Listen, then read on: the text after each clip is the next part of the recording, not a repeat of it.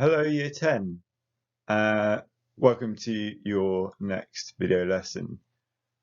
Before we start, I would like to thank you for the work you've already submitted, for the high quality that you're putting in, and the standards that you're maintaining. I know it's really hard at this time at this time.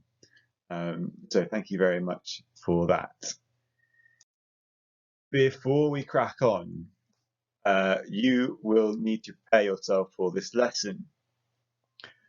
First of all, make sure you've either got a Word document open on your computer, or make sure you've got pen and paper ready. And this will include either your history book if you have it, or lined paper preferably. Also, you will need a copy of the reading, which is on Show My Homework. It is a scan of the pages from our textbook.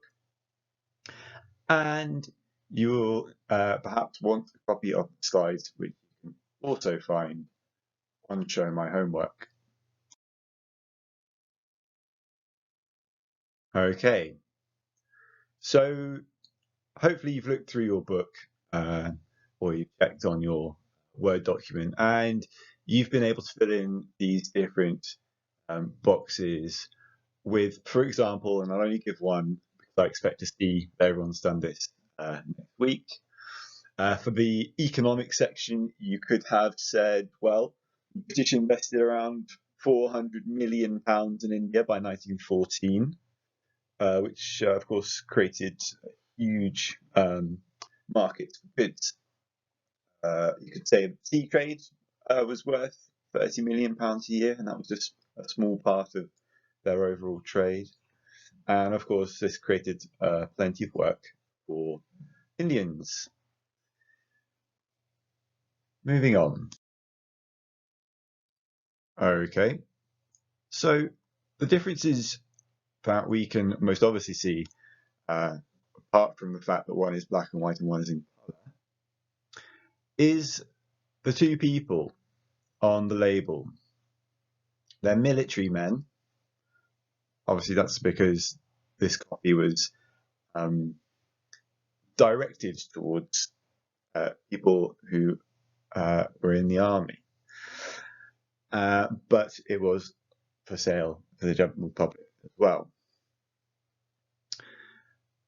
These two military men one is definitely Indian. You can see he's wearing a turban. And the other one is British. I'd be inclined to say he was actually a Scotsman in the British Army. And that's sort of signifying the empire itself. Although you've got two people from different sides of the world, they're both enjoying this coffee. But in the 1896 advert, the British soldier, is sitting down to drink his coffee, and he's being served by the Indian man in the picture. Whereas in 1913, they're both sitting down, they're both enjoying coffee. You could say they are equal in that image, whereas in the previous image, they were not. Why do we think that could be? Why do you think they could be different? Well, it could be a sign of the way that the empire had changed. Perhaps there was more equality between Indians and British at that time. Could say that, but we have to remember that this is a product that's being sold, and the advertising needs to make it palatable for the public. So by 1913, it could have been necessary for companies like Camp Coffee to show that relationships between Indians and the British were friendly, were equal, and that they were brought together by coffee that is being sold. And we're going to see just whether that was true, whether there was an equality between people, whether there was actual friendship between Indians and the British in India. One of the things you're going to do in your main task at the end, you're going to be writing about what the main consequence of the British Empire in India was. So to start us thinking about that, I wanted to think about the impact of Indian culture on our lives today. So again, have a think, maybe pause the video if you need to. What aspects of your life are influenced by India, do you think? I'd like you to write down just a bullet point list. Let's say, can you think of 5? Write down how you think life in Britain has been influenced by India. 5 bullet points. How you think life in Britain has been influenced by India. And I will give you some tips, but pause the video first. Have a think. Okay. One that came to my mind almost instantly was food. And the many different regional dishes that we have in India that have been brought over to Britain and has become one of the most popular types of food for takeaways in this country. Curries are a huge business, and I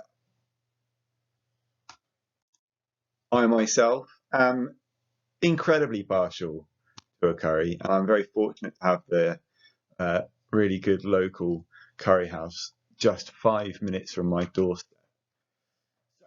Curries, cuisine, a huge part of Indian culture that's been imported to Britain. Tea, something that we think of as incredibly British, is in fact a consequence of our exchange, our cultural exchange and culinary exchange with India. Tea nowadays identified very often with the British identity, but it all began with the British in India discovering this drink, which has been around there for centuries. Pajamas. A lot of us wear pajamas. The word itself comes from India and is passed down to us through the Urdu, which is pajamas, which is clothing that's very light that you can wear and that we wear to bed. The Holi festival, the festival of spring, which is celebrated all over the world these days, but is a common and very popular event here in London. And as you can see, the picture that I've chosen, I just randomly chose a picture. Not one of these people seems to have an Indian heritage, and yet racially, and yet culturally, they enjoy celebrating this festival, the Holi festival. Rishi Sunak, you might have seen him on TV. You might have heard people talking about him a lot recently. He is the Chancellor in our government, in charge of the economy, in charge of basically our paychecks, our social security, everything to do with money. He is in charge. Rishi Sunak was born in England, but his parents come from I believe they come from the Punjab area. Just like a friend of mine from school, who I'd never thought about it before, but his parents also come from the Punjab. So we have a huge community that has come over from India and settled here and become just, part of our society. Brighton Pavilion, you may know, is an incredible example of cultural, architectural appropriation, you could say, appreciation maybe. built by the Prince of Wales, George, during the Regency, the late 1700s. And it is a homage to the architecture that people were discovering in India as the empire, as the India Company grew and grew. But later on, this room comes from our Osborne House, which is in the Isle of Wight. It's where Queen Victoria used to go and stay, and she specifically had this room created in Osborne House, again as a homage to India, of which she became empress. And you can see that the architecture is an incredibly important status symbol then for the royalty which presided over the gradual colonization of India, and it's reflected in their domestic architecture. And finally, I thought I'd stick this one in. We often see Prince Harry or Prince William playing polo.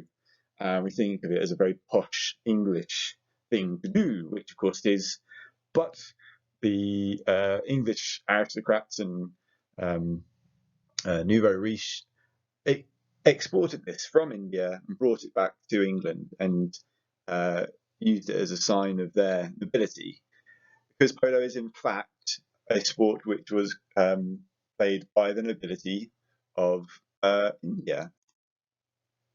And I believe I'm not wrong in saying that it's one of the oldest team sports in the world, dating back to something like the 5th or 6th century BC. So there you are. A lot of things that we have brought back from India and has become part of the fabric of British culture. And perhaps we didn't even notice, didn't even think about it before. Okay, moving on.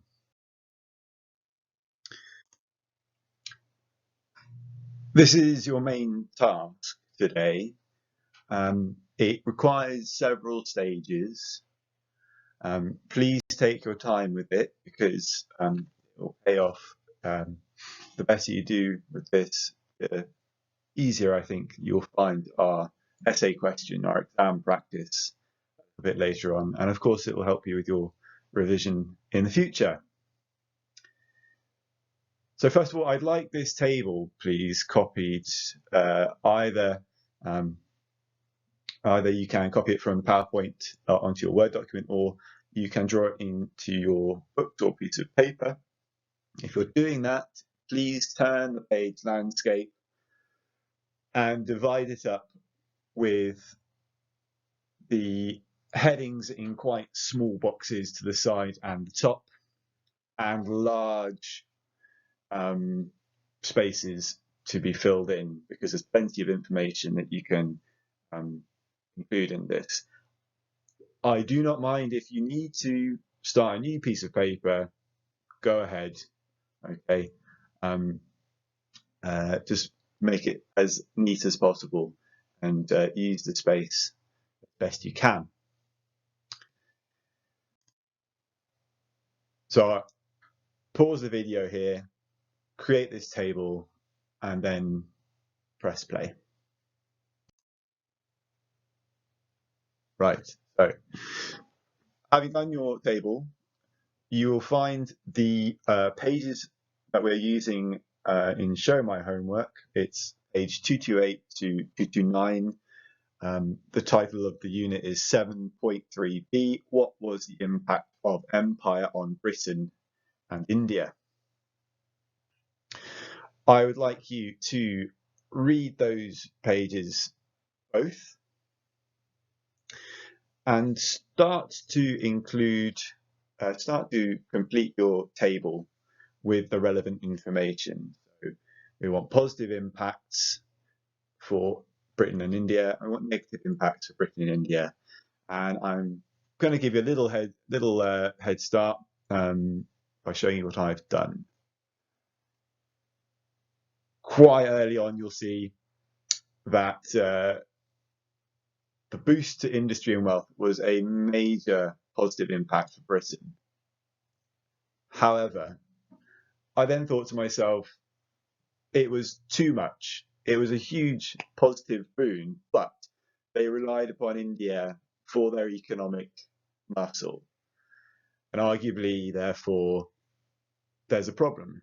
They relied too much upon India. If they lost India, if the rebellion had worked, Britain would have been in trouble. So I just put that in there as a little idea that I had for this. When you've completed your table with all your ideas, come back to this video and we will do the next stage. Please pause it now and complete your table. Okay, hopefully you've got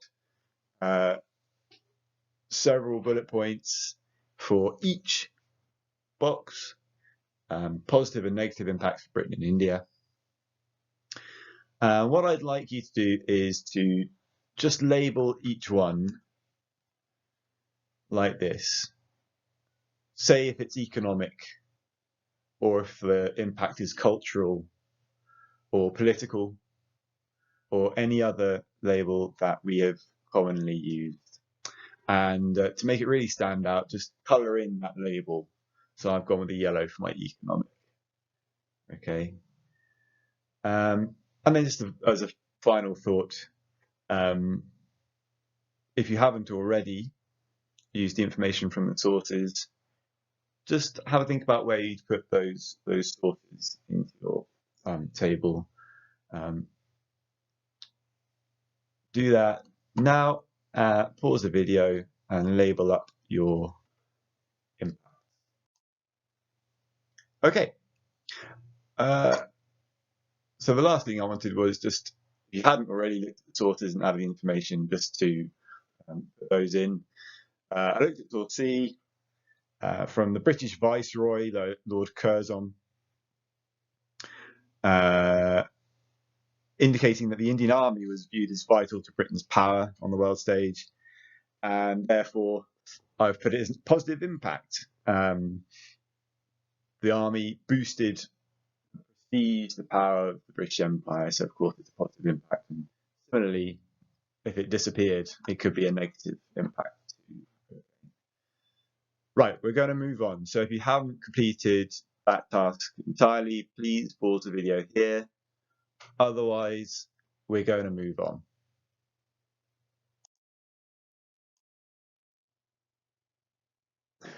Okay, there are 3 tasks to do finally.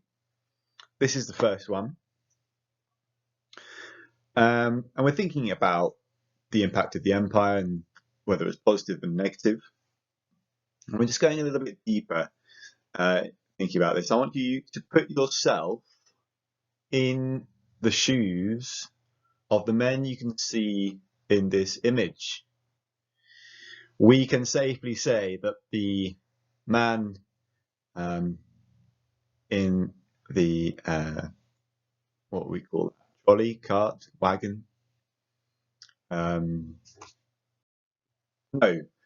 trap, usually pulled by horses or ponies, but here obviously pulled by the servant of this man. I want you to put yourself in their shoes. First of all, as a British imperialist, what would you say, or how would you say, that the British Empire had affected India? Would you say that it was positive or negative for India? And why would you say that? So put yourself in the shoes of this white man, this British imperialist, and write down a sentence. I've given you the starter to write it. As a British imperialist, I would say that the British Empire was what for India and why? Please do that now. Pause the video here. Okay. And now I want you to think about these men who are serving this this British imperialist. And I've taken some liberty. I've decided that one of them is an Indian nationalist who would prefer to rule themselves without any sort of colonial government or non-Indian person in charge. I want you to write a sentence as an Indian nationalist. I would say that the British Empire was what for India because. Can you complete that sentence now? Pause the video here. Okay, let's move on. This is our penultimate task. We need to think about interpretations as we move towards our final year of GCSE. And this is the interpretation given about the British rule of India.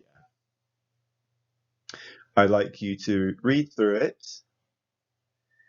and then answer the 3 questions. Please start with the description at the very top, which is interpretation B, adapted from Pax Britannica. That information is always useful because it can tell you who's writing it and possibly why they're writing it. And then you can work out whether they've put spin on it and whether they're trying to get across a message which may not be true, or whether they're omitting to say something that is true. So read that interpretation first, and while you're doing that, pause the video here. Okay, and there are 3 questions I would like you to complete.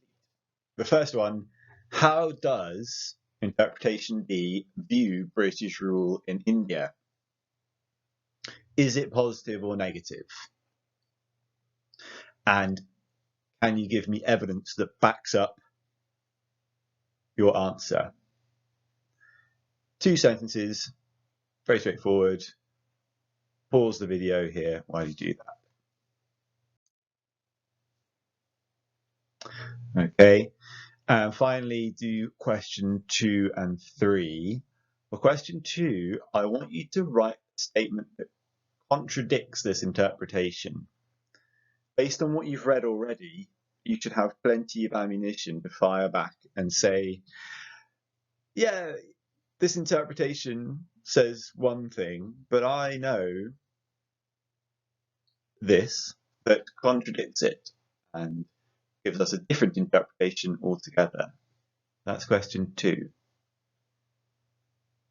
And question 3, which sources on these pages that we've looked at would support your interpretation from question 2? Please do those questions now, finish them off, and we'll move on. But until then, please pause the video here.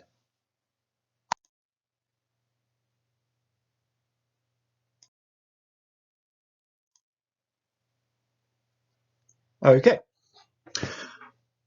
so we have done a lot of work already this lesson, and we've been building up to this point. So if you need to quickly grab a drink, just take 5 seconds to switch your brain off before the final stretch. Go ahead. Otherwise, let's have a look at our exam practice question. This question asks, have the economic benefits been the main consequence of British rule in India? It's a 16-mark question. It's the longest kind of answer that you will write, and it is asking for a complex response, as you know. It's asking for the main consequence, the main effect, the main impact of British rule in India. And you've looked at this from both sides, how Britain changed India and how India changed Britain. And to help you to work out what the main consequence of all this is, look at the green box. You need to decide how you're measuring a main consequence. Are we going to measure it by how much something changed? Is it, for instance, recognizable after the change? For example, India before the British Empire took over was a group of warring kingdoms. And after the British Empire, it was more or less a united country. And so if we're measuring the main consequence by how much something changed, you say that the main consequence is India itself. It exists as one country, and that is a massive, massive change from what it was before the British Empire. We could do it by how many people were affected. For example, if we are thinking economically, we could say that the economic benefits to both Britain and India affected millions and millions of people in a huge way. And therefore, because so many millions of people were affected by the economic benefits, the wealth that went into India and came out of it, that is the main consequence, those economic benefits. Or we could measure a main consequence by the endurance of the consequence, how long it lasted. And here you could say that the infrastructure of India, the railways, for example, that were built by or during the British Empire's rule, are still being used today, and therefore are one of the changes that has lasted longest. Even though the British have left, those infrastructure projects still remain, and therefore that is the main consequence. Whereas something which didn't last as long, for example, actual British control and government of India, is not the main consequence because it didn't last that long. So you can see there are different ways you can think about a main consequence, a main effect, and it's up to you to decide which you think is the most clear main consequence. Is it something that's lasted a long time, something that affected many, many, many people, or something which was just a huge change in life?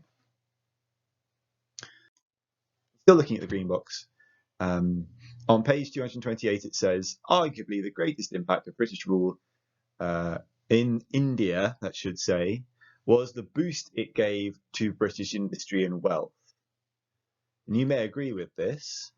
It's certainly a very large impact, but did it necessarily affect very many people as much as other things? Did it last a long time? You may agree with it and wish to write a similar introduction, or you may have a different opinion. The study tip is to consider all the consequences. So look at your table. You'll have social, cultural, economic, political consequences, all sorts. Especially those viewpoints that are given by Indian writers will give you a completely different view than that of the British writers included in the book. Okay, before I let you go on with this, have a look at the pink box structure. I want a brief introduction 3 paragraphs, and a conclusion. For each paragraph, pick an impact. Say what that impact was. Give as many details about it as possible. And do that 3 times for 3 different impacts. In your conclusion, say which one is your main consequence and say why you think it's the main consequence. Is it because so much changed, so many people are affected, or because the change lasted a long time? Please start in your first paragraph by discussing the economic benefits. This is mentioned in the question, so it has to be the thing you discuss first in your first paragraph. In the blue box on the left-hand side, I've given examples of how you could do your introduction, which is the first paragraph. I've also given an example of how you could write a conclusion. And then in between, I've put sentence starters for each of your paragraphs. Okay. Feel free to rewind this video to any point if it helps you. Otherwise, give yourself about half an hour, 30 minutes to think about this and to write your answer. I expect plenty of detail for each paragraph because it's all in your books and it should be in your tables as well by now. Okay, so good luck. And there is one more slide. So you can either check that out now or you can come back after you've written your essay practice question answer. Good luck.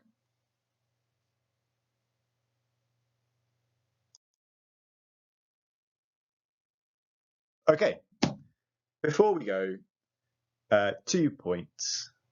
Please submit your homework via Show My Homework, either as a Word document or a photograph of your work on paper.